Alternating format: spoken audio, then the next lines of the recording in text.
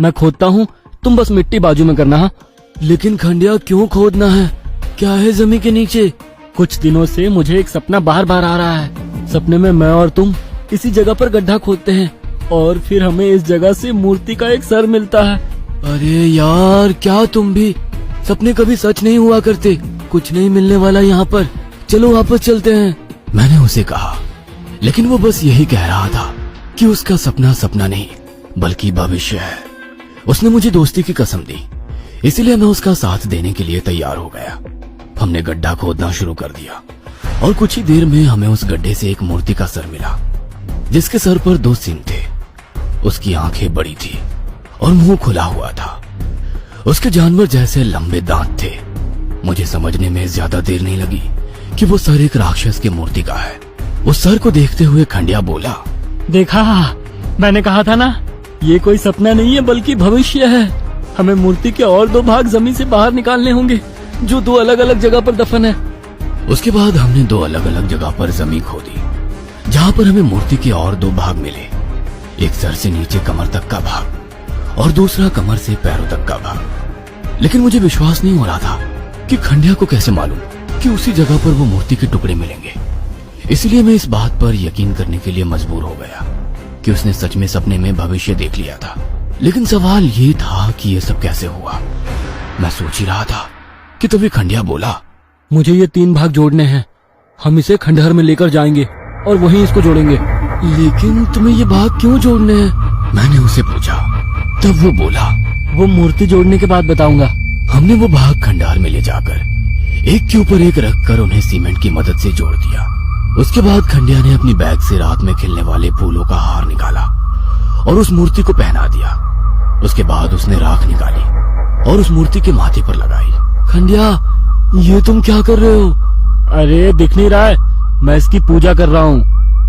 लेकिन ये तो राक्षस है और पूजा तो सिर्फ भगवान की होती है। मेरी एक इच्छा भगवान पूरी नहीं कर रहे हैं, इसीलिए मैं इस खंड राक्षस की पूजा कर रहा हूँ, जो जरूर मेरी इच्छा पूरी करेगा।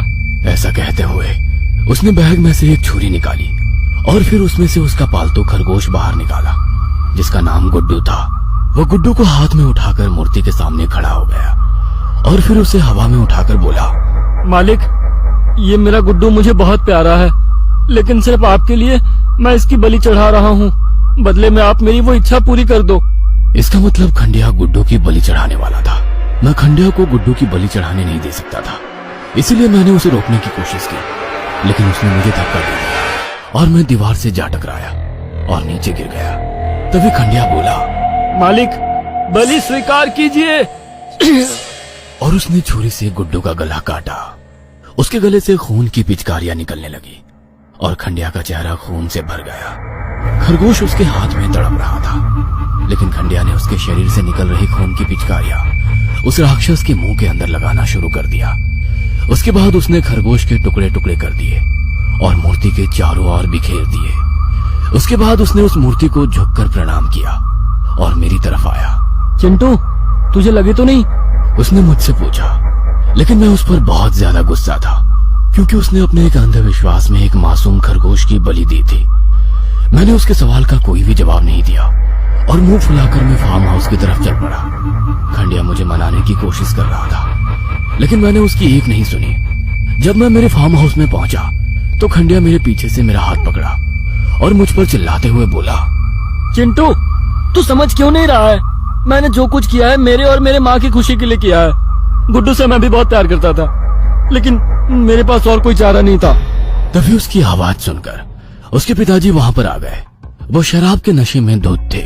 क्यों रे रईस की औलाद, किधर मरने चला गया था? हैं? तेरी माँ कब से तेरी फिक्र कर रही थी। वो नशे में झोलते हुए बोले, माँ फिक्र कर रही थी तो आपकी क्यों जान निकली जा रही थी? रोज की तरह हमारे पैसे से दारू पीकर सो जाते। बदतमीज, बाप को ज्ञान देता है। ऐसा बोलकर उसने खंडिया को चपेट लगाई।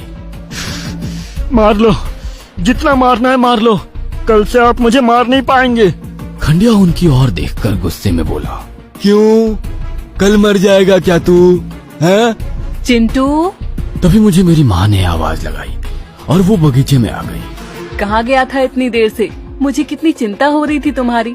आई ने मुझसे कहा, कैसी हो चिंटू की मम्मी? उसके पिताजी ने मेरी आई की तरफ देखते हुए बोला।